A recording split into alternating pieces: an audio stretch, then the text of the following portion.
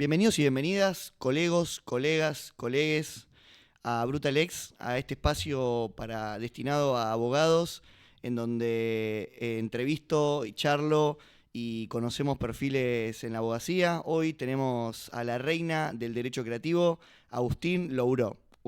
Agustina Louró, Dios, estuve 2 horas preguntándote bien para presentarte bien y me salió mal, pero bienvenida a Brutalex. Muchísimas gracias, Agus, por tenerme acá. Es un placer poder conversar cara a cara. Igual está bien, porque como mi alter ego jurídico es Agustín Louró, tiene sentido. Pasa que en este podcast se complicaría un poco si los dos tenemos el mismo nombre. Yo siempre que hablé de vos o que te usé como referencia hablando sobre todo de abogados en redes, que vos tenés una presencia muy marcada y además una identidad también muy marcada, siempre te dije la Agustín. Está perfecto. La Agustín. Está perfecto. Todo el mundo me dijo, es cero marketinero, la gente nunca se va a acordar, es muy difícil de escribir, de encontrarte, y es verdad, pero una vez que impregna, queda. Para mí es muy específico y a mí me gustó la primera vez que lo vi. Es más difícil decirlo que en lo visual sí me había quedado. ¿Cómo surgió esto? Bueno, a ver, yo soy amante del arte y la cultura hace muchísimo tiempo, o sea, lo consumo principalmente. ¿Cuántos años tenés? Tengo 35 años. Ahí va. 35 años y toda mi vida fui consumidora de arte y cultura y tengo que admitir que estudié Derecho como un medio para un fin. ¿Qué quiero decir con esto? Yo quería ser diplomática. Ahí va, eras del palo de esas relaciones exteriores. Exactamente, me gustaban mucho, ¿no? Como los vínculos interculturales, los idiomas, bueno, la política internacional. Y entonces, llegado el momento de elegir una carrera, en un principio en realidad hice el UBA 21 para hacer farmacia y bioquímica. A mí me fascinaba la química. Y ahora te voy a explicar por qué te cuento esto. ¿Tiene todo que ver? Tiene todo que ver. Te voy a dar un plot twist que no te esperás. Y cuando, digamos, me replanteé como, ¿qué estoy haciendo? No me veía todo el día en un laboratorio. O sea, me encantaba la química, me parecía súper alucinante lo que ofrecía, pero no me veía como viviendo esa vida. Entonces viré a Derecho solamente como un medio para un fin, que era hacer la carrera diplomática. Pero yo siempre fui muy curiosa, entonces realmente me enganché mucho con la carrera. O sea, me encantaba estudiar a fondo todas las materias. Y me parecía interesante, como que tenía esa vocación de justicia, entonces todo lo que me presentaban me parecía convocante.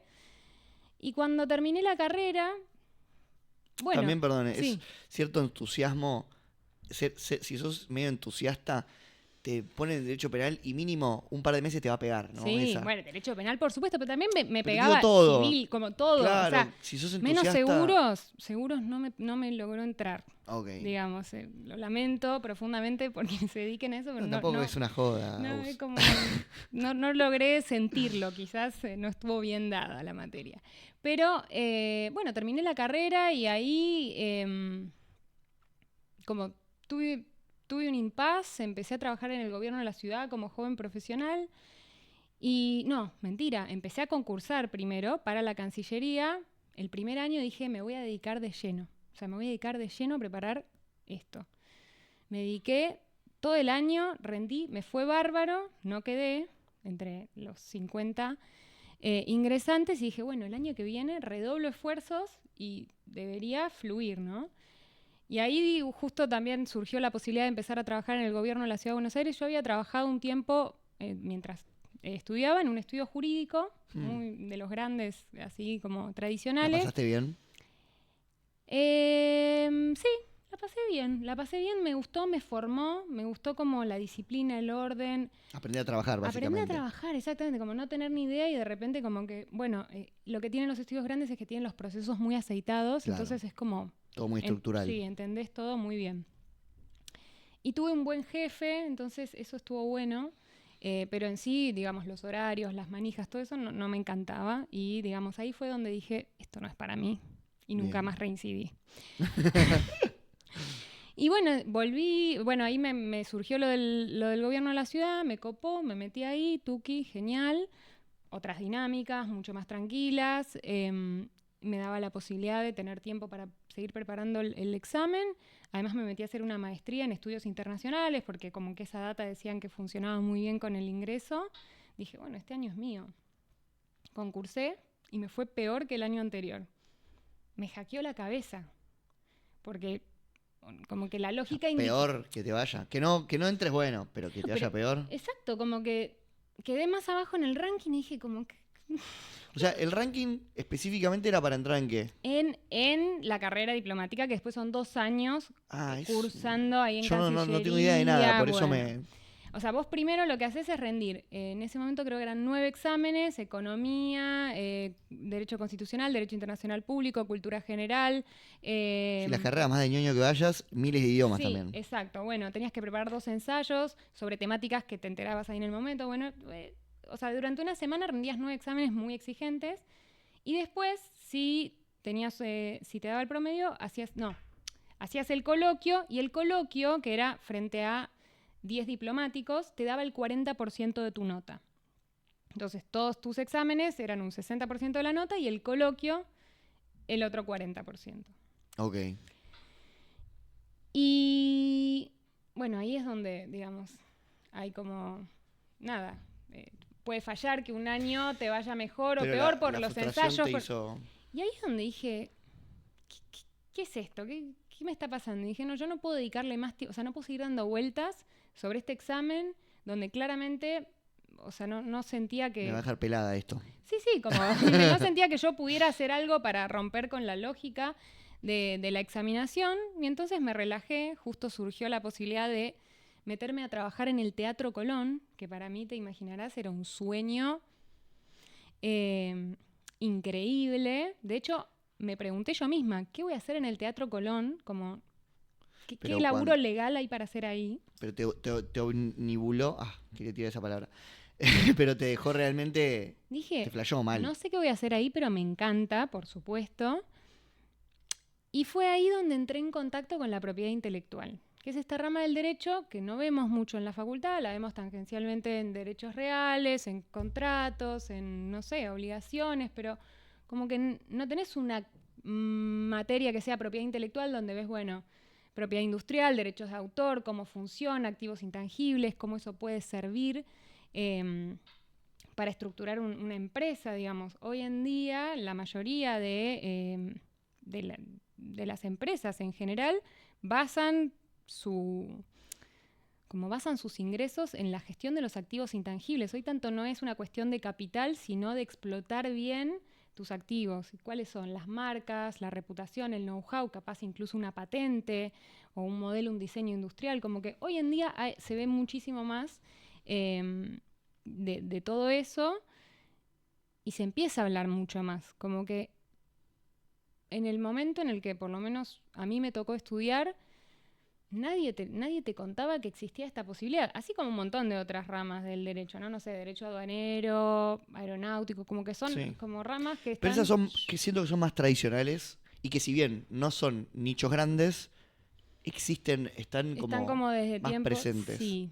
Yo esto a veces, mira, me pasa que yo siendo DJ, o sea, sabiendo la industria que existe detrás de la música, por ejemplo, o por lo menos de la música electrónica, que es la escena que más sigo, donde se cobra muy bien, aparte por los tracks, por un montón de cosas, todavía me cuesta en el derecho entender, digamos, yo te veo a vos, que vos sos la reina del derecho creativo, y si tuviera que armar un cuadro sinóptico, digo, ¿es solo derecho de propiedad intelectual? No, debe incluir más cosas, pero ¿qué? Es que en general uno habla de la propiedad intelectual y piensa necesariamente o en patentes o en marcas, ¿no? Como claro. Y de alguna manera se cierra esa lógica, y en general lo asociás a grandes empresas. Lo asociás a Coca-Cola, lo asociás a Arcor, lo asociás a, no sé, cualquier empresa de tecnología pero como... Creo que también la propiedad intelectual en algún punto se consideraba tradicional porque estaba asociada como a esos nichos y en ese marco. Y de alguna manera hoy en día se ve mucho más la propiedad intelectual aplicada a un segmento de la población que para mí estaba relegada, que son las industrias creativas, las industrias culturales, que basan el 90% de sus ingresos en la explotación de activos intangibles, o sea, la industria del cine, la industria de la producción audiovisual, de la música, de los videojuegos, de las artes visuales, de la música, o sea, todo eso. Pero todas esas son grandes empresas, ¿o no? Sí, pero vos tenés después los pequeños agentes, o sea, vos estás pensando en las grandes Yo discográficas. estoy pensando en Sony. Claro, pero también hoy tenés muchos cantantes cantautores autogestivos, hoy tenés un montón de artistas o de agentes culturales autogestivos que necesitan esa información para justamente poder posicionarse en el mercado. Hoy tenés como pequeños productores de audiovisuales, tenés muchas agencias, tenés como van surgiendo productoras que le venden a las grandes plataformas, como que para mí se fue democratizando el mercado de las industrias culturales. Claro, es más accesible para todos. Exactamente, como que hoy podés competir o podés venderle tus activos desde un lugar económicamente más interesante a los intermediarios o las grandes empresas, en parte por esto, porque la información se va democratizando, entonces vos sabés que tenés derechos y que podés transaccionarlos. Claro, y tiene que ver mucho con el avance tecnológico y con lo accesible que son las herramientas para todos hoy en día, ¿no? En parte o no tanto. Yo creo que los avances tecnológicos y en realidad, por ejemplo, la pandemia que aceleró mucho el consumo digital, puso de relieve lo importantes que son esas industrias para sobrevivir en momentos de crisis y entonces ahí como que empezamos a valorarlo más. O sea que el COVID fue un cambio de paradigma. Sí, yo creo que sí, en muchos aspectos, ¿no? O sea, para bien en algunas cosas, para mal en otras. Pero en lo que respecta a la propiedad intelectual, creo que sí. ¿Y vos como creadora de contenido arrancás en ese momento en donde se hace ese clic? Sí, exactamente. Yo venía trabajando hacía muchísimos años en el Teatro Colón, en el marco de la propiedad intelectual. Ahí es donde como que entré en contacto con esto, con derechos de autor sobre coreografía, sobre vestuarios, escenografías, producciones, convenios de colaboración, contratos artísticos, coproducciones. Bueno, todo ese universo me fascinó. Me metí de lleno a estudiar eso y estaba muy cómoda en ese lugar. Pero claro, durante el COVID, de repente, el teatro se transformó en una máquina medio administrativa, o sea, nosotros lo único que nadie. O sea, la parte artística como que se puso en pausa, sí, gestionamos mucho lo que eran permisos de transmisión por streaming de obras que teníamos grabadas en principio para archivo. Claro. Y en general tuvimos muy, muy buena recepción de parte de los titulares de derechos porque estábamos todos confinados y necesitábamos algo para hacer. Claro. Pero bueno, no había más que eso. Entonces, bueno, ahí mis dos hermanos, que ambos son artistas, me empezaron a decir, che, ¿por qué no haces algo para difundir todo lo que sabes? Claro. Y entonces, ahí arranqué con el Instagram, pero uno de mis primeros posteos era cláusula de rescisión contractual por causas de por caso fortuito, fuerza mayor. En chino. Imagínate la cantidad de likes que tuve ese posteo. Claro, fuiste a Ni mis hermanos me dieron like. No te bancaron. Mi vieja dijeron, solamente. Pero, Busquen. Esto no te lo voy a bancar. Dalo de baja. No gustó. Fue como, no es por ahí. Yo como, o sea, para mí el perfil de abogada en redes me obligó a desestructurar mi forma de comunicarme. ¿No sentís que en alguna medida nos entrenan para hablar de una determinada forma que para el común de la gente no es natural? O sea, nosotros lo tenemos absolutamente naturalizado, el uso de ciertas expresiones o modismos que la gente no entiende. Entonces todo el tiempo tenés que estar como repensando la forma de hablar. Es más, te voy a rebatir lo que me acabas de decir. Yo creo que hasta, incluso muchas veces ni siquiera nosotros entendemos lo que estamos diciendo. Total. O lo que dice el otro. Sí, Por eso yo estoy todo el tiempo en este momento preguntándote, tratando de que lleguemos a cuestiones más técnicas. ¿Por qué química? ¿Por qué química también? Que quedó eso suelto. Ahora me lo vas a decir. Todavía no llegó el vamos a ir llegando. Va a ir llegando, ok.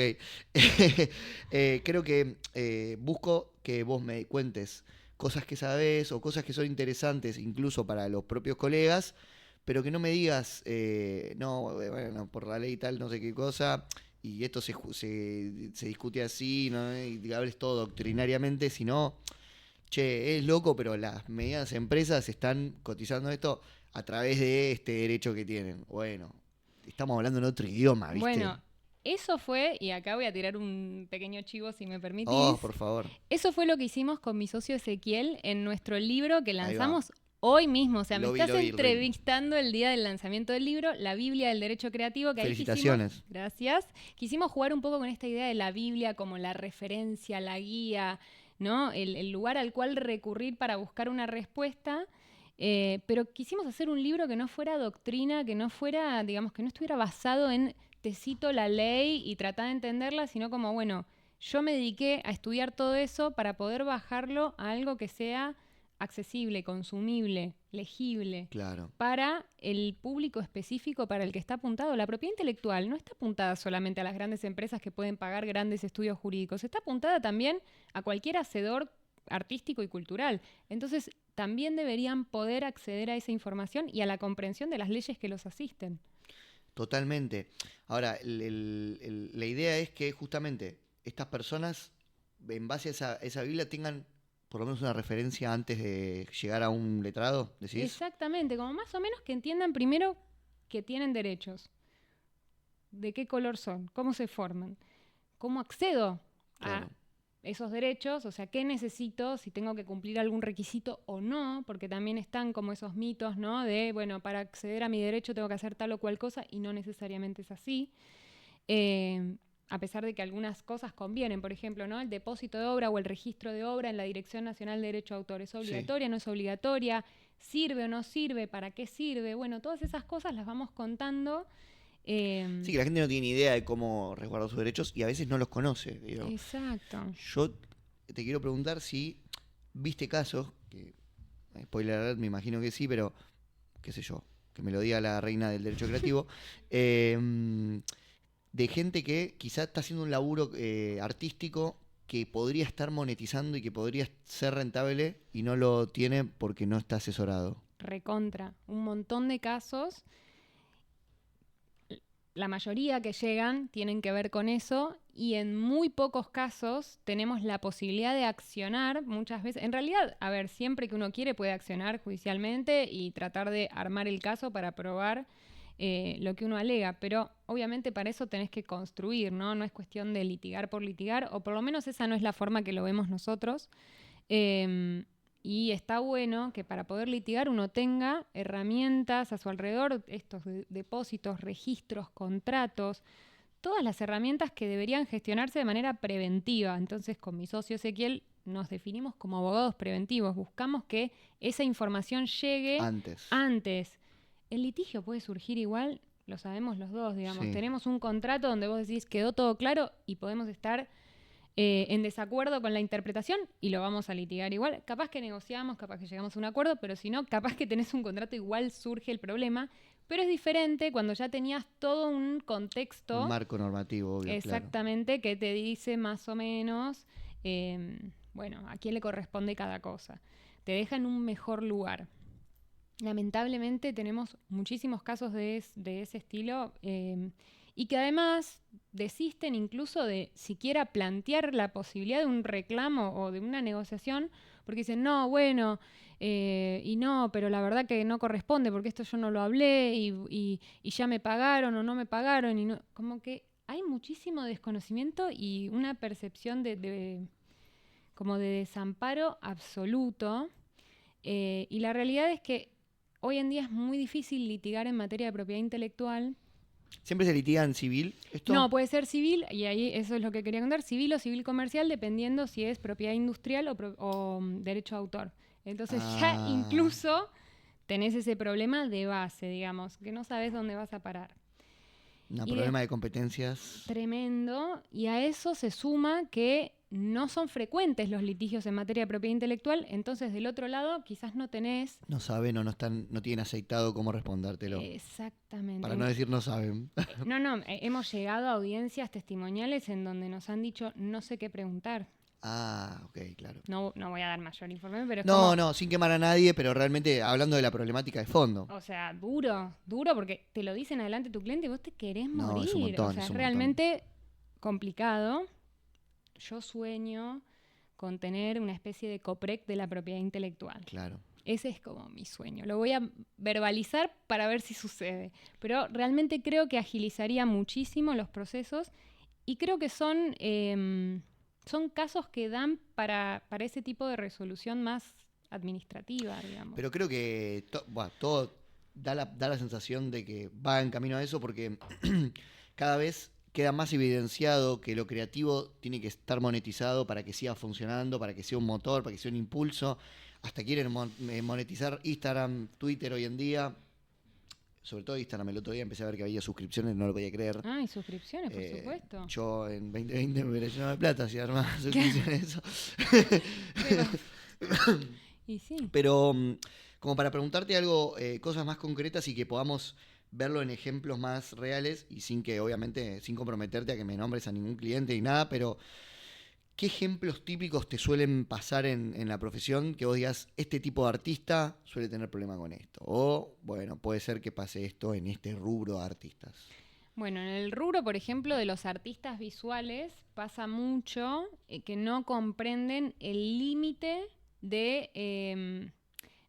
no se entiende muy bien, o sea, el derecho a autor tiene derechos morales que son intrínsecos a la persona, el derecho a ser reconocido como autor, el derecho a la integridad de la obra, ¿no? A que no se mutile, a que no se machaque el objetivo o la idea para la cual esa obra fue concebida, y el derecho a la divulgación, es decir, elegir si uno quiere finalmente dar a conocer su obra o no. O sea, tiene un montón de derechos. Esos son solo los morales. Y después tenés los patrimoniales, que son los que te dan la posibilidad de monetizar tu trabajo. El derecho de reproducción, o sea, de hacer copias de tu trabajo, reproducir tu trabajo en distintos formatos. El derecho de comunicación pública, que es el que te permite darle acceso a un número indeterminado de personas a tu obra. El derecho de distribución, distribuir esas copias. El de puesta a disposición, que es el de venta de la obra en sí. Y el de transformación, que es el que te permite de una obra crear algo distinto. Te doy ejemplos. Tenés una obra visual, un cuadro. Bueno, ¿cómo podés hacer reproducciones? Y bueno, podés hacer afiches, remeras, cuadernos, libros, lo que quieras, ¿no? Sí. Ese es el derecho de reproducción. Distribución, vender eso, ¿no? Vos tenés el cuadro, lo ponés en un museo. Ahí tenés comunicación pública. El museo va a hacer afiches de esa obra, reproducción, y las va a vender, distribución. Después, esa obra se subasta, puesta a disposición. Y después, sobre esa obra, vos podés, no sé, crear obras nuevas. Agarrás la Gioconda y le pones unos bigotitos, un sombrero, o la transformás en otra cosa, la adaptás en una novela, la historia de la Gioconda. Bueno, ahí tenés todos los derechos. Cuando vos vas a trabajar con alguien y te encargan una obra, esto aplica para todos, ¿eh? O sea, hablo de obras visuales, pero pensalo desde cualquier punto de vista. Alguien que escribe un guión, o no sé, que compone un tema musical, o lo que sea, digamos, obviamente adaptado a las consideraciones del caso. Cuando vos vas a trabajar por encargo, o sea, alguien viene y te encarga, che, necesito X obra, vos tenés que dejar estipulado qué implica ese, o sea, qué derechos vos vas a estar otorgándole a la otra persona, porque acá no tenemos la figura del work made for hire que tiene el copyright anglosajón, en donde ahí ya hay varias cosas que se entienden en esa figura contractual. Nosotros no la tenemos, entonces no está implícito. Tenés que exteriorizarlo, tenés que expresarlo y lo tenés que dejar asentado. O sea, perdón, pero ahí ya, eso fue dura. Ahí disparaste. Bajemos 5. Sí. En el sistema anglosajón está el sistema copyright, podría decir, que es como todo compacto, todo en uno. Vos firmás y ya sabés que todo más o menos entra. Exacto, es como tienen ya medio estipuladas ciertas cuestiones. Es como un combo. En donde, digamos, si vos firmas un tipo contractual que es obra por encargo, work made for hire, ahí va. Vas a estar entregando todo, incluso tus derechos morales, que acá en Argentina no es legal ni renunciarlos, ni transaccionarlos, o sea, van a estar siempre con vos. Vos lo único que vas a poder hacer acá es gestionar tus derechos patrimoniales. En Estados Unidos toma, ¿querés todo esto? Tiene un precio. Mirá. De hecho, por eso se llama copyright. Ya como que la lógica está planteada en el nombre, ¿no? El derecho de reproducción. Al derecho anglosajón le interesa que la obra circule claro. libremente.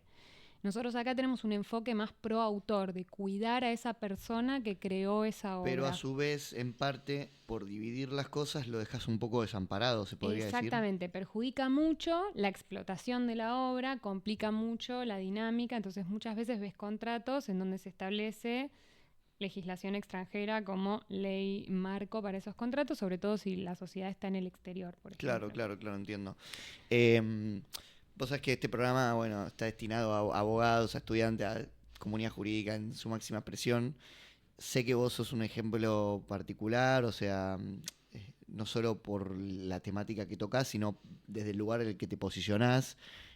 Yo no vi otro creador de contenido, otro abogado o abogada que se dedique a lo mismo y que tenga una identidad marcada. ¿Vos ves eso? O sea, hay un nicho, hay congresos en donde se junte esta gente.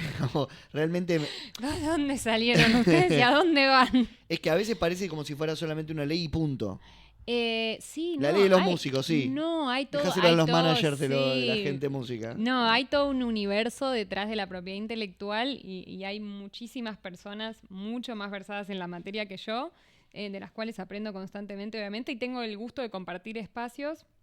Está la Comisión de Propiedad Industrial y la Comisión de Derecho de Autor en el Colegio Público de Abogados, por ejemplo, que hacen reuniones, que además se organizan actividades. Yo formo parte de la Comisión de Propiedad Industrial y hace muy poquito tiempo ofrecimos para los matriculados un curso gratuito justamente como para llevar esta información también, ¿no?, a abogados y abogadas que quizás no tuvieron la oportunidad de entrar en contacto con la materia en otro momento.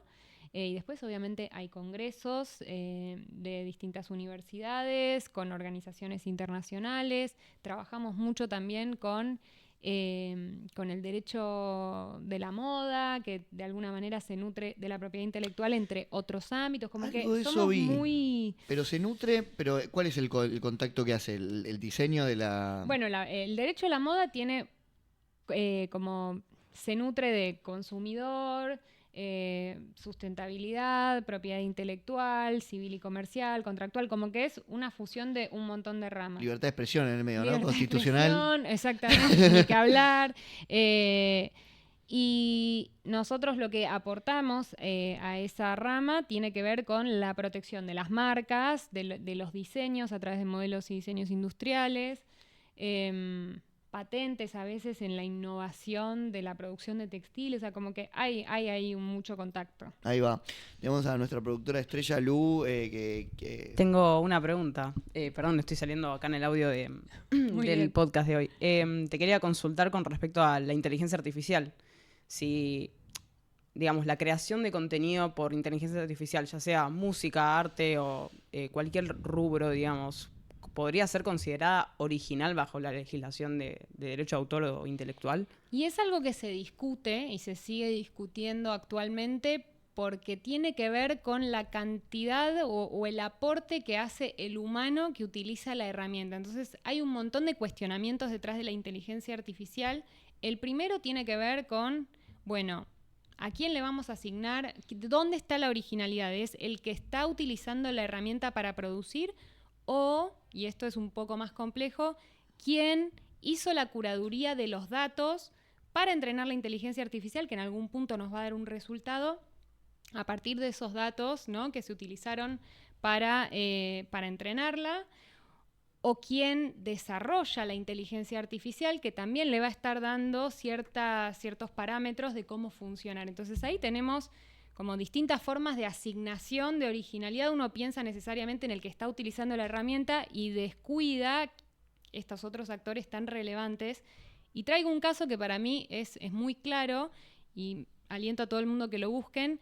The New Rembrandt es una propuesta absolutamente basada en dominio público. Dominio público son las obras que ya no tienen derechos, son libres de uso para todo el mundo, entonces es todo legal.